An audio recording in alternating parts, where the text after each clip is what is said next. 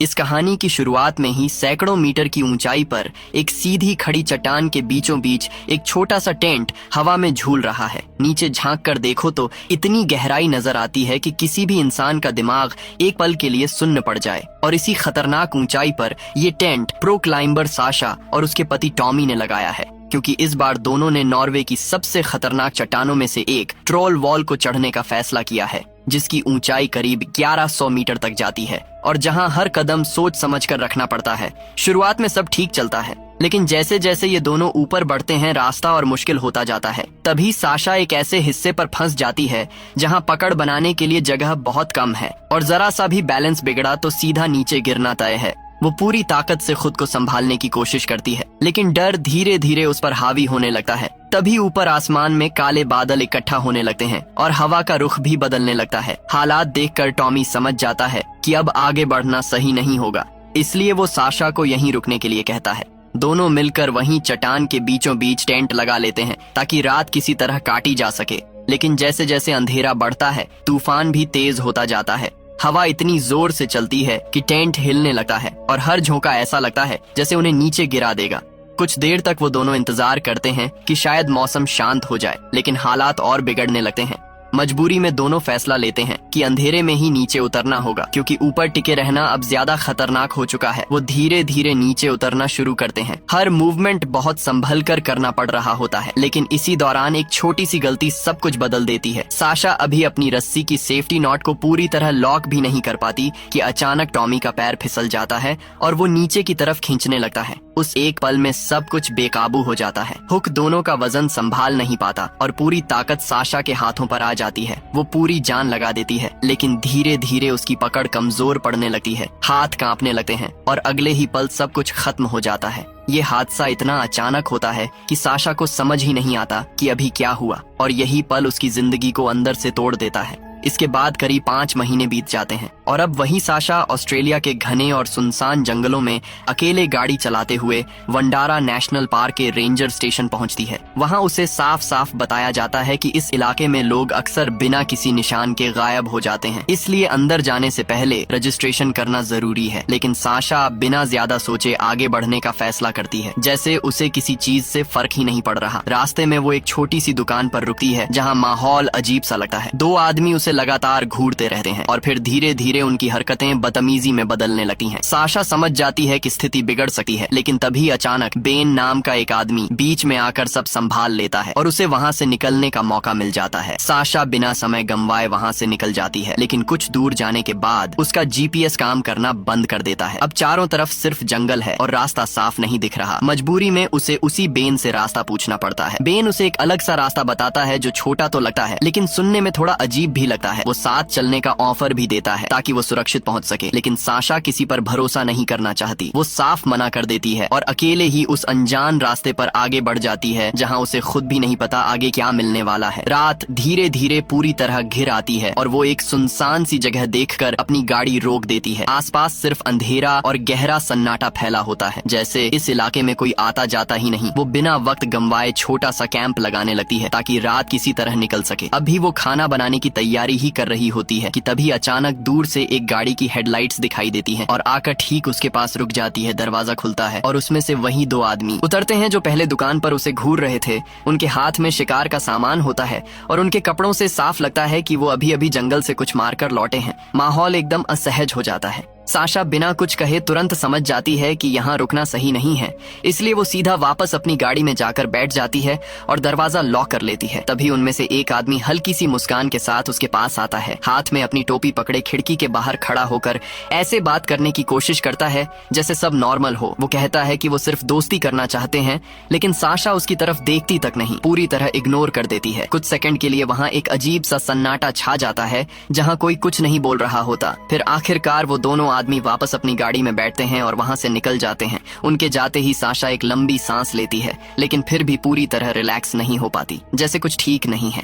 ये एहसास उसके अंदर बना रहता है। अगली सुबह वो जल्दी उठ जाती है, बिना समय बर्बाद किए अपना सामान समेटती है और सीधे ब्लैक स्टोन बे की तरफ निकल पड़ती है, जहां से उसकी राफ्टिंग शुरू होने वाली होती है। नदी तक पहुंचते ही साफ दिखता है कि पानी बहुत तेज बह रहा है। हर मोड़ पर धारा अचानक बदलती है और पत्थरों से टकराने का खतरा हर सेकंड बना रहता है। वो अपनी छोटी नाव लेकर पानी में उतरती है और धीरे धीरे आगे बढ़ने लगती है। हर पल उसे खुद को संभाल कर रखना पड़ता है, क्योंकि एक छोटी सी गलती सीधे उसे उलट सकती है। लेकिन अजीब बात यह है कि ये खतरा उसे डराने के बजाय अंदर से जिंदा महसूस कराता है, जैसे वो अपने अंदर के दर्द से भाग नहीं रही बल्कि उसी के साथ लड़ रही हो। हर तेज लहर उसके अंदर चल रहे तूफान जैसा लगता है और वो बिना रुके आगे बढ़ती रहती है। वापसी के दौरान वो नदी किनारे एक ऐसी जगह से गुजरती है जहाँ पेड़ों पर कपड़ों के टुकड़े बंधे हुए होते हैं और साथ में कई लोगों की तस्वीरें टंगी होती हैं। वो जगह किसी याद या हादसे की गवाही देती हुई लगती है, लेकिन साशा बस एक नजर डालती है और बिना ज्यादा सोचे आगे बढ़ जाती है, जैसे वो हर चीज को नजरअंदाज करना सीख चुकी हो। शाम होते होते अंधेरा फिर से जंगल को ढक लेता है और वो एक बार फिर नदी किनारे अपना टेंट लगा लेती है। आसपास सिर्फ पानी की लगातार बहने की आवाज सुनाई देती है और बाकी सब कुछ खामोश होता है।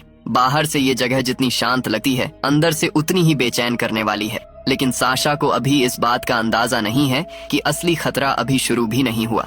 वो अपना बैग उठाकर पास के एक पेड़ की ऊंची डाल पर टांग देती है ताकि कोई जानवर उसे नुकसान न पहुंचा सके, और फिर बिना ज्यादा सोचे वहीं लेट जाती है। धीरे धीरे उसकी आंख लग जाती है और वो गहरी नींद में चली जाती है। लेकिन सुबह जैसे ही उसकी आंख खुलती है, उसका दिमाग एकदम से अलर्ट हो जाता है, क्योंकि जहां उसने अपना बैग टांगा था वहां अब कुछ भी नहीं होता, जैसे वो बिना किसी निशान के गायब हो गया हो। ये बात उसे अंदर तक झटका देती है, क्योंकि ऐसा अपने आप नहीं हो सकता। उसके अंदर धीरे धीरे एक अजीब सा शक पैदा होने लगता है। फिर भी वो खुद को संभालती है और बिना घबराए अपनी नाव लेकर आगे बढ़ने का फैसला करती है। वो उसी कैंप साइट की तरफ जाती है जिसके बारे में बेन ने उसे बताया था, और जैसे ही वो वहां पहुंचती है, उसकी नजर सीधे बेन पर पड़ती है, जो वहां पहले से मौजूद होता है, ऐसे खड़ा जैसे वो काफी देर से उसी का इंतजार कर रहा हो। साशा बिना घुमाए फिराए अपनी पूरी समस्या बेन को बता देती है और बेन बड़े आराम से, जैसे कुछ हुआ ही ना हो, कह देता है कि कोई दिक्कत नहीं है, वो अपना सामान शेयर कर लेगा। ऊपर से वो उसे साथ बैठकर खाना खाने का ऑफर भी देता है। उसकी बातें सुनकर ऐसा लगता है जैसे वो इस जंगल में रहने का पूरा एक्सपीरियंस रखता हो। खुद को सर्वाइवल एक्सपर्ट बताता है, इसलिए पहली नजर में उसकी बातों पर भरोसा करना आसान लगने लगता है। दोनों धीरे धीरे बात करने लगते हैं और माहौल थोड़ा नॉर्मल सा लगने लगता है। लेकिन जैसे ही साशा पिछली रात वाले शिकारियों का जिक्र करती है, बेन बिना सोचे बोल देता है कि वो भी उसी वक्त वहां था। बस यही एक लाइन सब कुछ बदल देती है। साशा के अंदर कुछ खटकने लगता है। उसका दिमाग तुरंत अलर्ट हो जाता है। वो बिना कुछ बोले हल्का सा पीछे हटने लगती है, जैसे उसका शरीर खुद ही खतरा महसूस कर रहा हो। वो वहां से निकलने की कोशिश करती है,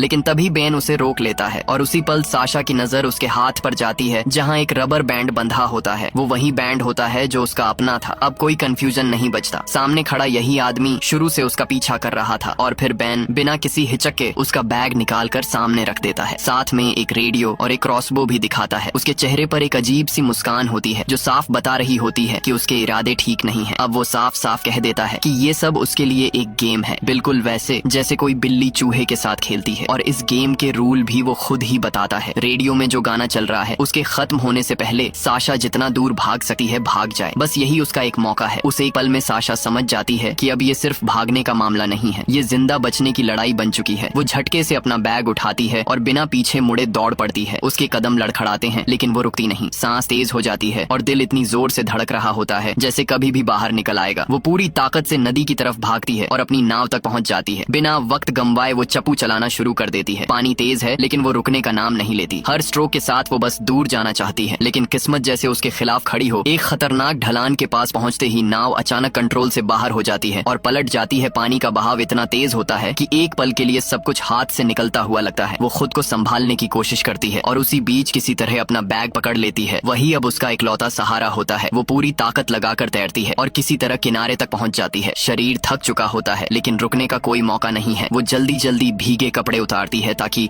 चलने में आसानी हो, और बिना एक सेकंड बर्बाद किए फिर आगे बढ़ जाती है। अब हर छोटी आवाज उसे चौंका रही होती है। हर पेड़ के पीछे खतरा छुपा हुआ लगने लगता है। उसका दिमाग लगातार सोच रहा होता है कि बेन कहीं भी हो सकता है। तभी अचानक उसे दूर से किसी इंसान की आवाज सुनाई देती है। एक पल के लिए उसके अंदर उम्मीद जागती है कि शायद कोई मदद मिल जाए। वो उसी दिशा में बढ़ने लगती है, कदम तेज कर देती है, लेकिन जैसे जैसे वो करीब पहुंचती है उसे महसूस होने लगता है कि कुछ ठीक नहीं है, और अगले ही पल सच्चाई सामने आ जाती है। ये कोई मदद नहीं बल्कि एक जाल था, और बिना किसी चेतावनी के एक तीर उसकी तरफ तेजी से आता है। ऊपर चट्टान की ऊंचाई से बेन सब कुछ साफ देख रहा होता है। उसकी नजर हर वक्त साशा पर टिकी होती है, और जैसे ही उसे मौका मिलता है वो बिना जल्दबाजी किए उसे ट्रैक करता रहता है। साशा कुछ समझे बिना बस भागती जाती है, क्योंकि अब उसके पास रुकने का कोई ऑप्शन नहीं है। पीछे से बेन लगातार उसका पीछा कर रहा होता है। वो रास्ता बदलती है, स्पीड बढ़ाती है, लेकिन खतरा हर कदम पर उसके साथ ही चलता रहता है। तभी बेन एक ऊंची जगह पकड़ लेता है जहाँ से उसे साफ निशाना मिल सके। वो आराम से अपनी पोजीशन सेट करता है और क्रॉसबो उठाकर तीर छोड़ता है। अगला ही पल साशा के लिए झटका बन जाता है। तीर सीधा उसकी टांग में जा लगा है। दर्द इतना तेज होता है कि उसका पूरा शरीर एक सेकंड के लिए जवाब दे देता है। उसका बैलेंस बिगड़ जाता है और वो फिसलते हुए ढलान से नीचे जाती है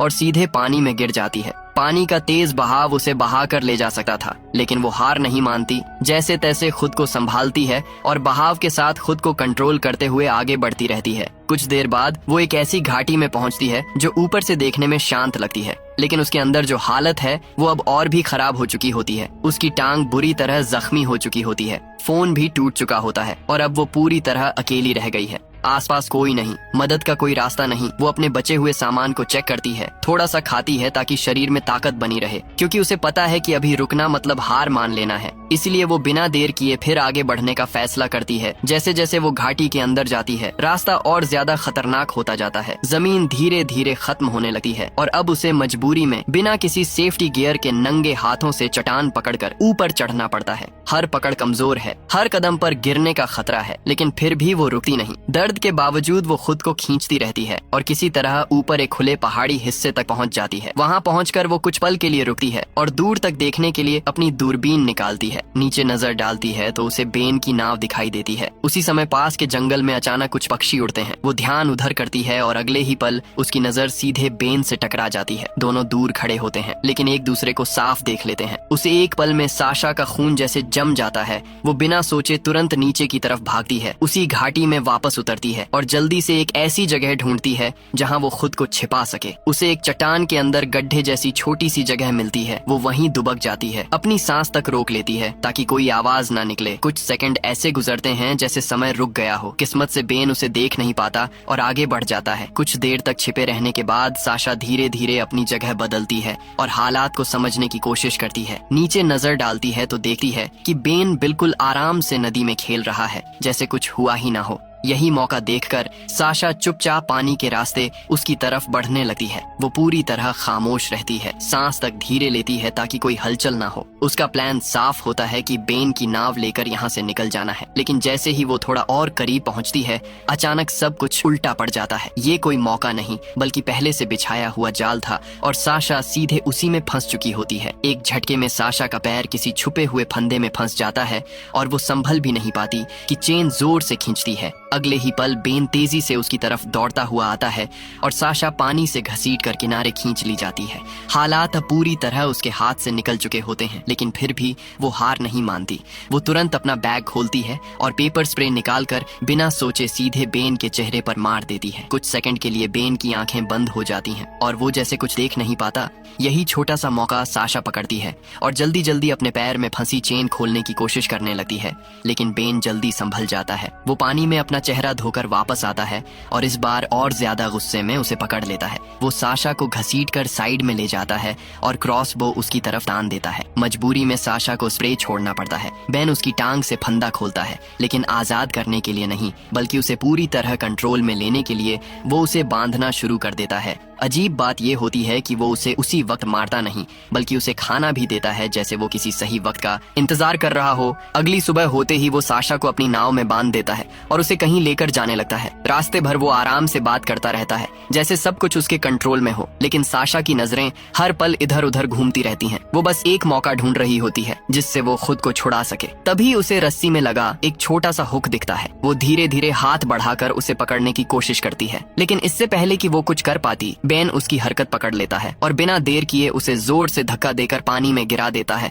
अब हालत ये हो जाती है कि बेन नाव आगे बढ़ा रहा होता है और साशा पीछे बंधी हुई पानी में घिसटती जा रही होती है। हर सेकंड उसका शरीर और टूटता जा रहा होता है। सांस लेना मुश्किल हो जाता है, लेकिन वो फिर भी खुद को संभालने की कोशिश करती रहती है। कुछ देर बाद वो दोनों एक शांत सी दिखने वाली घाटी में पहुंचते हैं और वहां से रस्सियों के सहारे एक गुफा के अंदर जाते हैं। अंदर का नजारा देखते ही साशा के पैरों तले जमीन खिसक जाती है, क्योंकि चारों तरफ जंजीरें लटकी होती हैं और दीवारों पर ऐसे निशान होते हैं जो साफ बताते हैं कि ये जगह पहले भी कई लोगों के लिए आखिरी साबित हुई है। बेन उसे अंदर घसीटते हुए ले जाता है, जहां 2 ताजा लाशें टंगी होती हैं, जिन्हें नमक लगाकर सुखाया गया होता है। अब सच्चाई पूरी तरह सामने आ जाती है कि बेन सिर्फ मारता नहीं, बल्कि लोगों को मारकर उनका गोश्त सुखाकर बेचता है। और जैसे ही साशा को याद आता है कि उसने रास्ते में जो खाया था वो शायद यही था, उसके अंदर घबराहट और बेचैनी एक साथ उठने लगती है। बेन धीरे धीरे उसके जूते उतारता है, उसकी टांग बांधता है और अजीब तरीके से उससे पूछता है कि क्या वो उसे पागल समझती है। साशा उसे बातों में उलझाने की कोशिश करती है ताकि थोड़ा वक्त मिल सके, लेकिन तभी बेन अपना मुंह खोलता है और उसके नुकीले घिसे हुए दांत दिखते हैं जो किसी जंगली इंसान जैसे लगते हैं। वो बिना रुके साशा को बांधता जाता है और उसे ऐसे तैयार करने लगता है जैसे वो उसका अगला शिकार हो। तभी साशा अचानक बात घुमाती है और उस कमरे में रखी एक फोटो का जिक्र करती है जिसमें बेन अपनी माँ के साथ नजर आता है। बेन एक पल के लिए रुक जाता है, जैसे किसी पुराने ख्याल में अटक गया हो, और फिर धीमे धीमे बताने लगता है कि उसकी माँ उससे बहुत प्यार करती थी, लेकिन वही उसकी पहली शिकार बनी। उसकी आवाज में एक अजीब सा ठंडा पागलपन झलक रहा होता है और वो साशा को भी अपनी माँ जैसा देखने लगता है। यही वो पल होता है जिसे साशा पकड़ लेती है। वो धीरे धीरे उसके करीब आती है, जैसे उसे शांत कर रही हो, लेकिन अगले ही पल अचानक पूरी ताकत से उसके कान पर काट लेती है। दर्द से बेन जोर से झटका खाता है और उसी मौके का फायदा उठाकर साशा अपने शरीर का वजन नीचे डालती है, जिससे रस्सी थोड़ी ढीली पड़ जाती है और वो खुद को छुड़ाकर भागने की कोशिश करती है,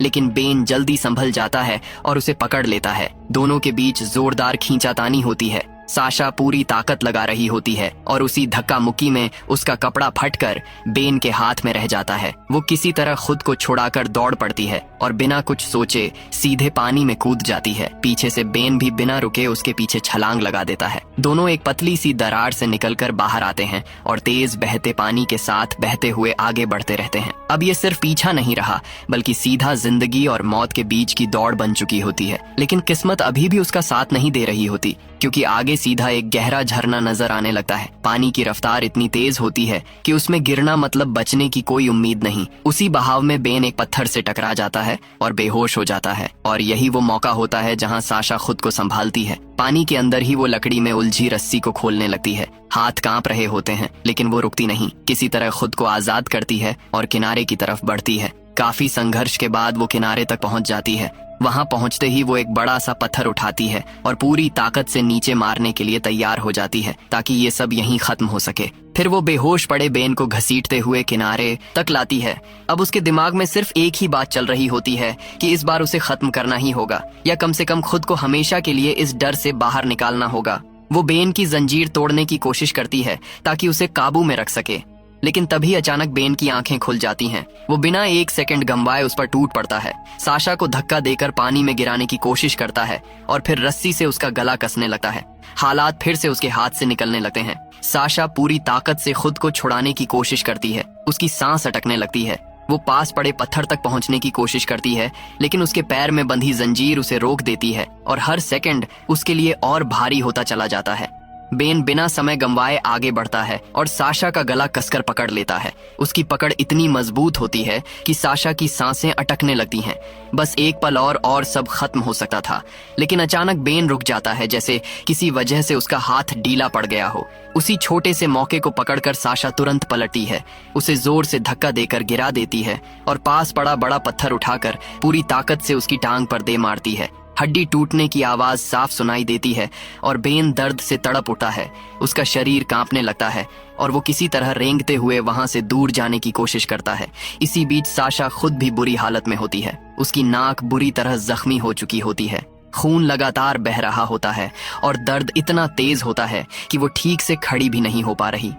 अब दोनों की हालत लगभग एक जैसी हो चुकी होती है। एक का पैर टूट चुका है और दूसरी पूरी तरह घायल है। लड़ने की ताकत दोनों में खत्म हो चुकी होती है और आखिरकार दोनों वहीं नदी किनारे थक कर बेहोश हो जाते हैं। अगली सुबह जब दोनों की आंख खुलती है तो हालात बिल्कुल साफ हो जाते हैं। अगर अब भी ये लड़ाई जारी रही तो दोनों का बचना नामुमकिन है। इसलिए मजबूरी में वो साथ मिलकर यहाँ से निकलने का प्लान बनाते हैं। लेकिन ये रास्ता आसान नहीं है। पीछे लौटने का मतलब है करीब 12 दिन का लंबा सफर, जो बेन के टूटे पैर के साथ संभव नहीं है। इसलिए सामने खड़ी उस खतरनाक पहाड़ी को पार करना ही उनका इकलौता रास्ता बचता है। साशा एक शर्त रखती है कि अगर बेन उसके हाथ की हथकड़ी खोल दे तो वो उसे सेफ्टी हार्नेस बनाकर ऊपर चढ़ा सकती है। कुछ देर की झिझक के बाद बेन मान जाता है और दोनों एक ही रस्सी से बंध जाते हैं। अब हालात ऐसे हैं कि हर कदम दोनों की जिंदगी से जुड़ा हुआ है। साशा धीरे धीरे चढ़ाई शुरू करती है।